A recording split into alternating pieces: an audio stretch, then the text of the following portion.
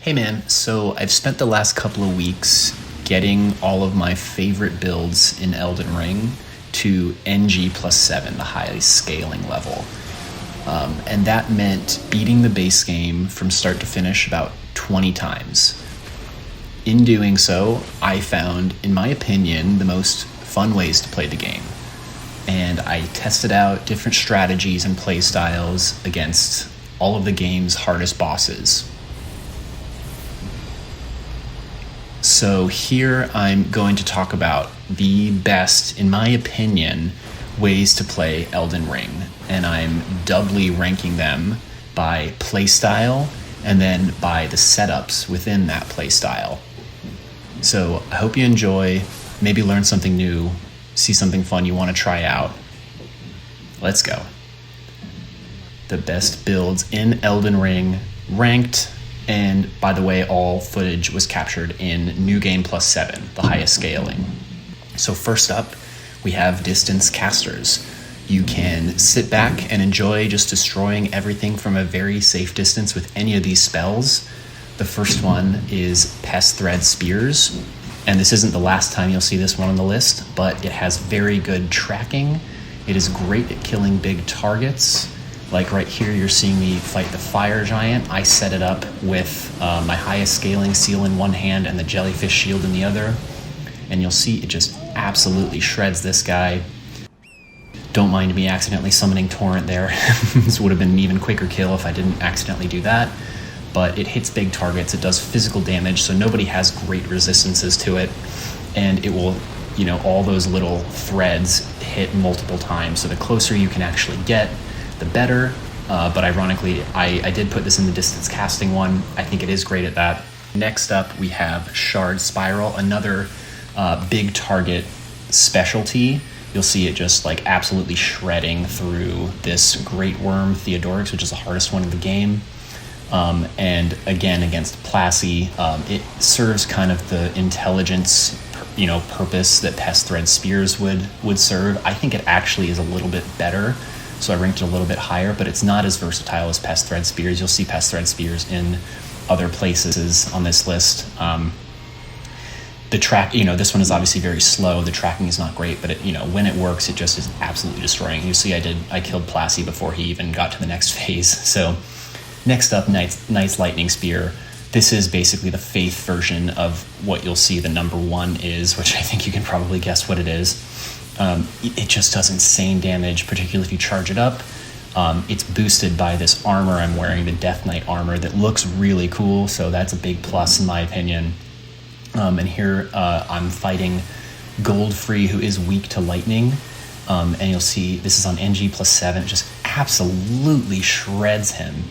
It's a decently quick cast, but if you charge it, it does more damage. Enemies can't see it, so they can't dodge it for some reason, and there's an initial and a follow-up, so it can hit NPCs well. The number one, no surprise, is Night Comet. Nobody can dodge it, similar to Knight's Lightning Spear. It just comes out a little bit quicker. I don't find it quite as fun, but it just does so much damage, as you can see. I'm going through one of the tougher running sections in the game, the Furumazula birds, and it is a joke. Like, you can just pick them off from before they can even see you. Next up, I'm fighting Godskin Duo, and with Night Comet, I don't even bother using sleep pots on them. So with Tattersail, I am able to just cast Night Comet, sit inside Terra Magica and just smash these guys. This is on New Game +7, and it looks like a joke. So yeah, Night Comet's the best distance casting option, but I put distance casting last just because I do find this playstyle a little bit less fun than pretty much any other way, and I think you'd agree with that. I'm sure it's kind of the first way you play the game just to get through it, but then once you really want to start learning the bosses, it's more fun to take melee approaches, so you'll see some of those later, in addition to some more kind of casting options that really are just the best choice in some situations. But in any case, that is the distance caster, in my opinion, the 8th best way to play the game. Not the worst, but definitely not the most fun. The next style is a pure stance break build, and this obviously relies on stance damage, so relies a lot on charged heavy attacks, and it is a really fun way to play the game. It's just a little tough on New Game Plus 7. For instance, first up here is the Ardovis Greatsword. If you fully charge the Ash of War right there, it does something like 80 stance damage, which on a base new game can stance break a lot of bosses and pretty much every enemy just in one use. But I actually don't even have any footage for it in New Game Plus 7 because is tough to pull it off in New Game Plus 7, but really fun before that. Next up is Square Off, which is a straight sword, basically unique Ash of War. And I do get a stance break on this guy.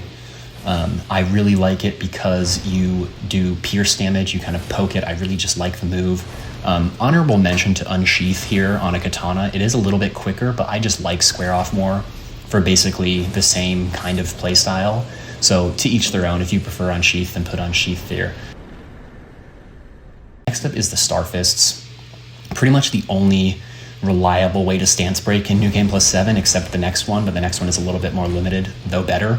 But the Star Fists are such a versatile weapon. I didn't feel particularly bad putting them at number 2 here in the stance break build, but the reason why is because stance breaking mostly relies on charged heavies, and the Star Fist just has the fastest charged heavy. So like even against a really fast boss like Mesmer, Midra, Promise Consort Radon, you can still get a stance break because you can just pop out so many charged heavies and do so much stance damage.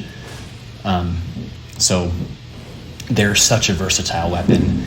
They show up more than once on this list as well, and they are just gonna, you can kind of, if you know the boss movesets, you can crush everything with them. You can get stance breaks. So we'll see those again. The number 1 is simply the Wing of Estelle. It's just a fact, and it's so good that I actually didn't even get a stance break in this fight, just because it does so much damage. But believe you me, it does the most stance damage, and against a really big target, it will eventually stance break them, like Placidus Axe or something. It is just this playstyle just as a whole is a little bit tougher on New Game Plus 7, just because the poise scaling is so high. You don't often get stance breaks, but very fun up till about New Game Plus 5. And here I am fighting Godric. I think I get a stance break at the phase shift, so I will just let this fight play out, because it's a fun one. I really like the early game fights because they're not really hard even on New Game Plus 7, so you can kind of just use some of your more fun strategies. Like the Wing of Estelle, isn't great for a lot of bosses on New Game Plus 7 because it doesn't really stance break, but it's just so fun to use. I kind of miss, base New Game when I could use the Wing of Estelle and just crush everything. But, that's the way it goes. New Game Plus 7 really changes the way you have to kind of approach these things. But the Wing of Estelle, here it is the best stance breaking weapon in the game. Just, not by far. The Star Fists are good, but just it's it is the best one for sure.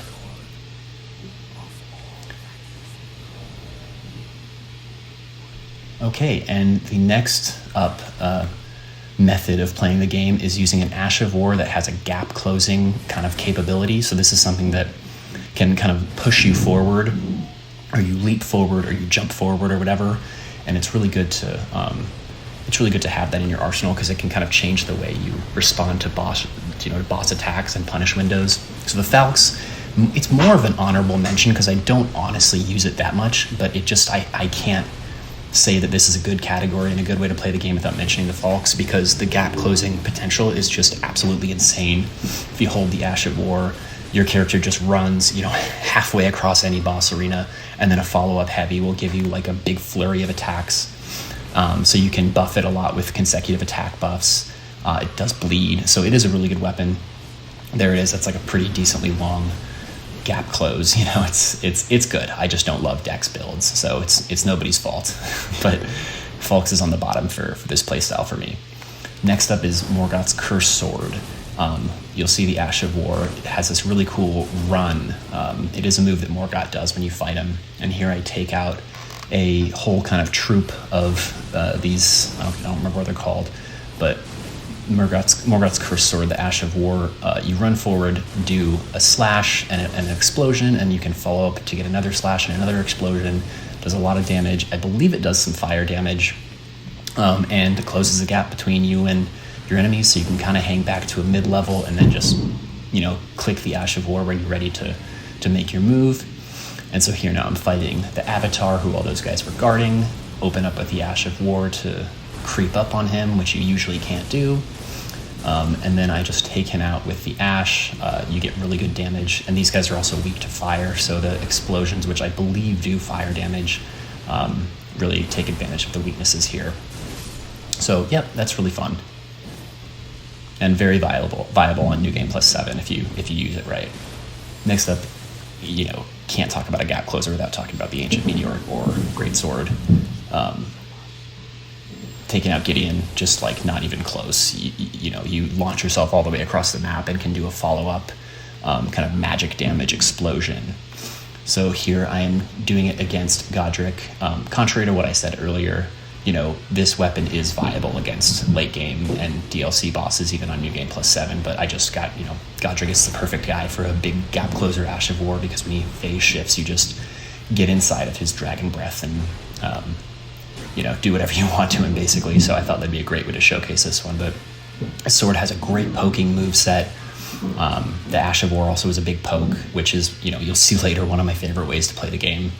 And just the magic explosion does so much damage when you have an opening for it. It's just amazing. A lot of fun to use. Really like this sword. Also, I think maybe the highest reach of colossal swords, the longest reach. So definitely one that's fun to play with. And my favorite gap closer is Giant Hunt. It's so simple. Here I have it on a Zweihander, and I'm taking out a big troll in front of Castellensis, and it could not be easier. You just spam the Ash of War. Your guy lunges forward and does this really strong attack that does a lot of stance damage. I break the troll, didn't even realize it, just started doing Ash of Wars on him and swiping at him. Really fun way to play the game. You can use it against anyone from Millennia to Placidus Axe.